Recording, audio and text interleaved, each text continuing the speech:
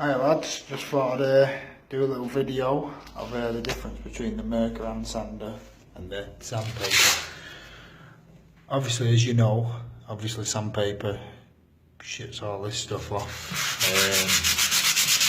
full of dust like that, as you can see. Show you this hand sander now. Got it connected to a Titan Hoover.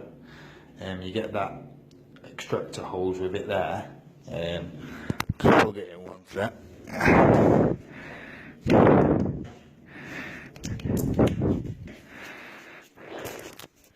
That connects on well there. I'll give it a go now with it turned on. Obviously I won't be able to speak while it's on because it's pretty loud this time.